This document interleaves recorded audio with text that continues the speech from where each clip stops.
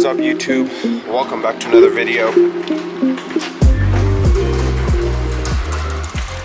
So today we're going to be working on the E30 here. As I mentioned in one of my last videos, there's a bunch of stuff that needs to get fixed around the car, and obviously not everything, I don't know the extent of everything that needs to get fixed. So today we're just going to go ahead, get under the car, look around the car, and find out exactly what needs to be fixed. Jot it down, make a list of everything so that we can make a game plan for future videos and just slowly tackle everything and get this car back to 100%. So before we start looking at all the minor stuff around the car, I did want to go ahead and tackle the first thing that we need to look at, which is underneath the car. Unfortunately, I only have one jack stand at the moment, so we can't have the car up for too long. I obviously don't want to just leave it on the jack, so we're gonna go pick up some jack stands and maybe a few other small things from Harbor Freight. I love Harbor Freight, I've said that so many times before, but we're gonna go ahead and take the Dodge. I know you guys haven't seen this car in a little while, so let's go ahead and get going to Harbor Freight.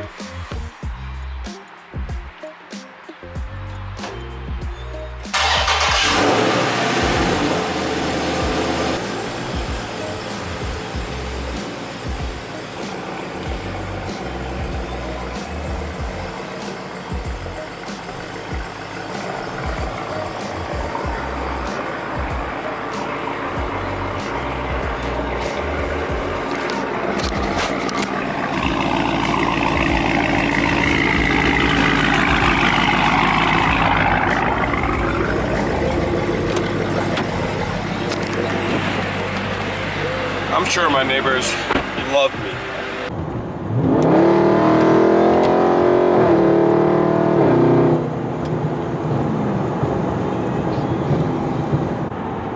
That never gets old. Heading over to Harbor Freight now. For some reason, I've kind of been slacking on the entire E30 project. I feel like I'm very just overwhelmed by it for some reason. Like, yeah, the Dodge wide body build was scary, but for some reason, I don't know, this one's a little bit scarier just because I think it's the rust portion of it. The fact that rust comes back and spreads to your entire car and stuff like that. I don't know. I feel like I really need to get all of it gone so that I never have to deal with this issue again. But yeah, I feel like that's why you probably didn't see a video last week from me. I've been a little bit busy with work and stuff. Even last week, I couldn't bring myself to go in the garage and start working on the car. It is Sunday, I had some free time, so you know what, I forced myself to get up, go get the jack stand, and then start on the car. So the three things that we're gonna need from Harbor Freight is a jack stand, 3-ton jack stand, and I'm gonna get 2 of them since I have one sitting at home right now. So I'm gonna get 2 of those just so it can be used for the E30 and the Dodge if I ever need it. And then I also wanna get some jack pads. Reason being, we all know E30 frame rails on the bottom, the E30 jack rails, wherever you want to call them, they bend up, they rust, and I just want to protect those as much as possible. One of mine or 2 of mine on the front of the car are just completely just rusted up, and they're pretty bad. They're not so bad where you can't bring them back, but I obviously need to straighten them out, cover them with some rust converter. So I got everything that I needed. I got the jack pads right here. I think these should fit on these Daytona 3-ton jack stands. Hopefully they do. And I was also looking for some wheel chocks because the E30 has an issue where the handbrake isn't as tight as it should be. I just haven't gotten around to looking into what the cause might be. I think I just need to replace some of the lines. Maybe the handbrake system has gone bad or something. Since that's the issue, I didn't want it rolling back if I ever park it on the driveway or ever jack it up from the front side, so I wanted to put some wheel chocks back there. But unfortunately, they don't have them in stock here. They have them in stock at the other Harbor Freight, but that's too far right now, so I'm fine with what I got. So let's head back home and start looking at all the issues with the E30.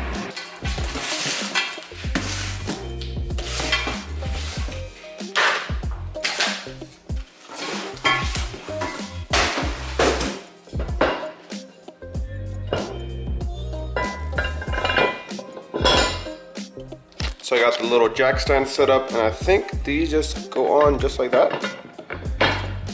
Yep. And another one for this one. Now we can go ahead and start tackling or finding out what we need to tackle on the E30. We got the car jacked up on both ends, put a little wood piece in the back just because we couldn't get the chocks today. But the next issue I'm dealing with is that it's 91 degrees outside. This garage is becoming a little oven. It's super hot in here. And I just remembered that I'm so used to working in the cold now that I completely forgot about me working in the garage last year, and I was just sweating after every video. So I'm really not looking forward to that part. So getting underneath the car, the first issue that you see is this little rail right here that goes along the bottom side of the car. It's pretty bad. So right here and right here to be exact, it's pretty much rusted out, folded upwards, and that's something we need to address ASAP. I would highly recommend pulling that back down. And then I know, like I mentioned before, Race German has these little metal brackets that you can put around them. Once it's straightened back out, you can cover the whole thing in paint and just get it looking good again. And then after that, I don't see any other major issues down in this area other than right here where the old jack pad used to be.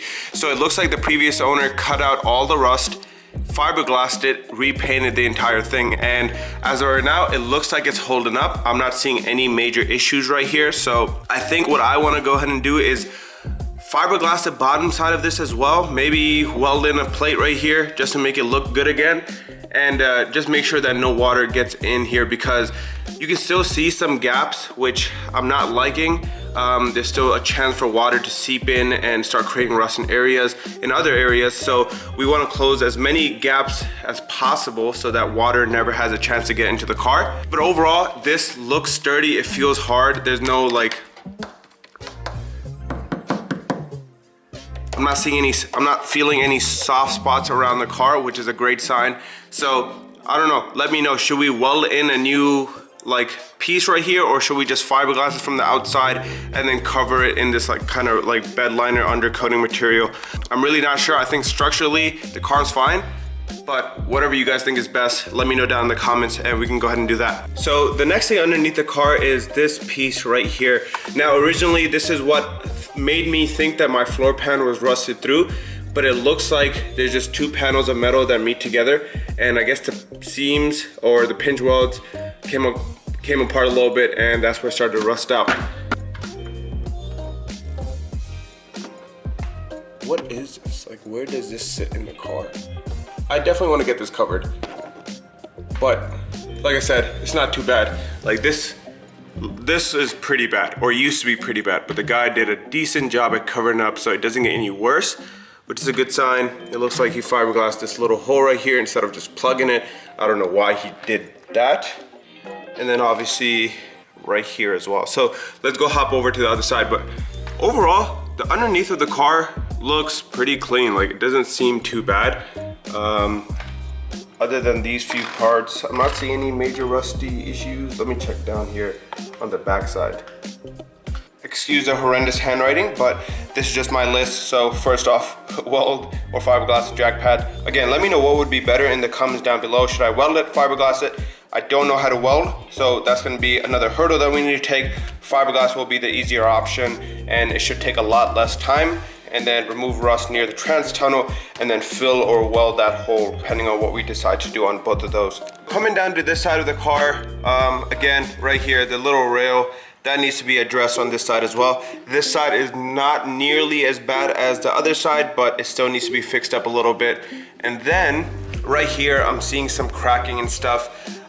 This I've seen to be a very common issue with the E30s. I'm really not sure why. Like, why is the fender connected to the side skirt? Is that supposed to be like that? I'm really not sure. I don't know what that's gonna be. I'm gonna have to look into that a little bit. And then looks like this jack pad is in decent condition. Obviously the fender is a little rusted out right here, as you can see. So we might need a new fender. Yeah, it's pretty bad. That's dunzo. So add a new fender to the list. I'm guessing that's why that cracked as well. But that's weird. Okay, well, the jack pad isn't too bad. Nothing else on this bottom end seems too bad.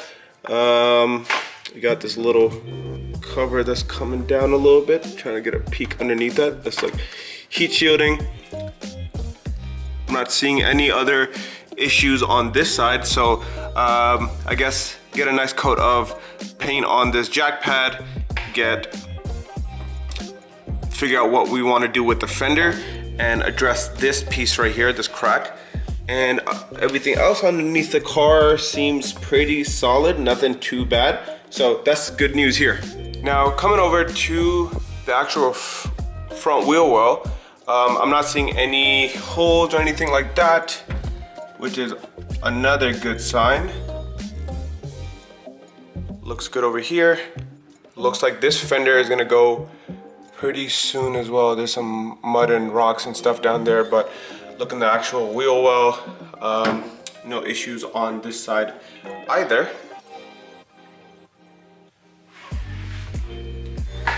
See, this one is not cracked. Okay, so on this side, it looks like whoever was working on the other side filled this line right here for some reason. It is cracking right here, so this needs to be addressed. We're gonna have to cut part of this out, find out how much rust is down here, and then redo that. This on the other side, I guess we're just gonna need to get a new fender, call it a day there. This one is not too bad. Like this one, I can pull on it a good amount. It's still stuck there. So that little rail that's coming apart right next to the trans tunnel is right here. And it looks like the guy did a good job at sealing it from the top side. But again, from the bottom side, he didn't do much or didn't do anything at all. So it started rusting from the bottom side, continued rusting there, and on the top is fine. So we might need to remove all this and redo it on both the top and the bottom, or if we decide to weld it, we need to do that on both ends just to get rid of it completely. And then other than that, it looks like it's all just surface rust, so it might need a new coating. Just get a good coating down here and cover it all back up. Obviously get rid of all the surface rust before we do that, and then the rest of it, it just needs to be a deep clean. Like there's a bunch of rocks and stuff around here. This is a piece of fiberglass that we pulled apart in one of the last videos, so just gonna leave that there. But overall, very, very happy with the interior condition of the car. Like it seems like the guy kind of saw some small rust forming and he was like, you know what, let me get ahead of it. Obviously he kind of took the lazy route on it, so we need to go ahead and just finish the job. But it looks like he started on the inside, now on the bottom side is where it's rusting, so we do need to address that still before it gets worse and maybe just pulls apart the entire seam across the entire car. On the passenger side, we lucked out even more. There's literally no issues on this end. You got that small piece patched up. I guess that was a hole where you have a grommet like this in it, but he patched it up for some reason. And other than that, we're not seeing any major issues. That definitely looks like some aftermarket welds. Yeah, those are some hideous welds. So that's not factory. I'm not sure what's going on there, but that needs to be cleaned up. And in the back, no issues here other than some surface rust, which we can clean up, and we're good.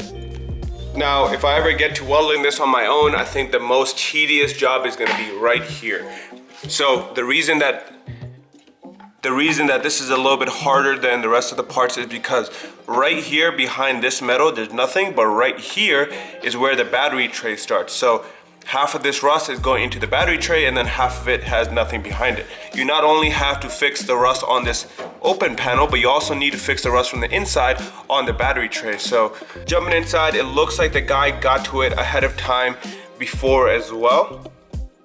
But again, it's just one of those things where he didn't do the job correctly or completely. He kind of just went the lazy route, did the bare minimum, and hoped that it held up. I'm not surprised by any of this rust at all. I did a lot of research on where common E30 rust spots are, and this is one of the major issues of them. Getting it addressed is the main priority, so we might need to cut from right here all the way to basically where that curve starts, cut it all out, put in a new piece of metal, and then tack it in from the inside as well, so that it never happens again.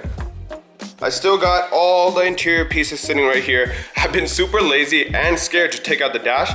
For some reason, I don't know, I find that a very daunting task. I don't want to break anything. I don't want to ruin the dash. I have a decent condition dash. Like there's one small crack right there, and I think that's it. Like, the rest of it is in great condition. I don't want to ruin it anymore, but I do want to take it out and get it rewrapped in new leather along with the center console and the rest of the parts. I'm still looking for a guy to do the entire interior. The average price I'm getting for anyone that's wondering is close to 3 grand. I think on the high end is gonna be 3 grand. Low end, I would say 2,000. There's a guy who gave me a quote for 2,000. There's a guy who gave me a quote for 2,600. So that's for 1, 2, 3, 4, 5, 6, and the rear of that center console piece. So 7 pieces, getting all rewrapped, as well as their door cards. So forgot about that. I still haven't taken those out yet. So I need to take those apart and the dash before I send off any of this. Now for the pieces like the speaker panel in the back, these door speaker covers and the carpet, I think in one of the next few videos you should see me tackle these items. I'm gonna get some carpet slash vinyl black spray and then recoat all of this after I clean it up. So that's gonna get black. This is gonna get blacked out, as well as these speaker holders. So these I can take apart, remove them from this panel and do these separately. But my speakers are still in good condition, which is a good sign. I did break that one. In the front right side, so I do need to replace that. And while I'm at it, I'm just gonna go ahead and replace both of them. So the one that goes right down there and right down here as well. So I'm just gonna go ahead and replace both of those, get all of these items blacked out. The carpet does need to be cleaned up and sprayed as well, but I think the carpet is salvageable. We don't need to get a new one, so all of this will go black. All of this will become that nice dark brown leather, and this interior will be looking really, really nice.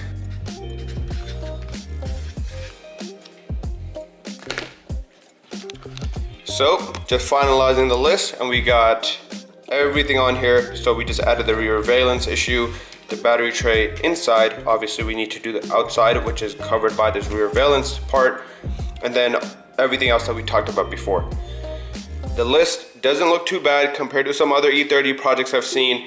This is a pretty small list, and the amount of work that needs to go into the car is not that much, in all honesty. I'm pretty happy with the list and the extent of the damage on the car. It's not too bad, and it's a good sign. Now, the main questions are, do we weld it? Do we fiberglass it? Do I do it myself? Do I send it off to someone to do it professionally? Those are the two big concerns. As I mentioned countless times before, I don't know how to weld, and I've never fiberglassed anything before, so both of those things I'm gonna have to learn and find out how to do it. Let me know, is that something I should look into, or should I stick with fiberglassing everything and just making it look somewhat decent? Or should I send it off to someone, have them weld it so that we know it's done professionally and done right? Once we get that situated, we'll send this off, get it back, and start the rest of the interior process, which is the fun part. So, hope you enjoyed this little video. I know it wasn't much work, but we were just looking at all the issues around the car, finding out exactly what needs to be addressed. I really hope that you guys stick along with the process. We will definitely be jumping to some of the other cars pretty soon. So if you haven't already, go down, hit subscribe, hit the like button, comment what you thought. Let me know if I should weld, fiberglass, stuff like that. And stay tuned for the next one. Thank you for watching. Peace.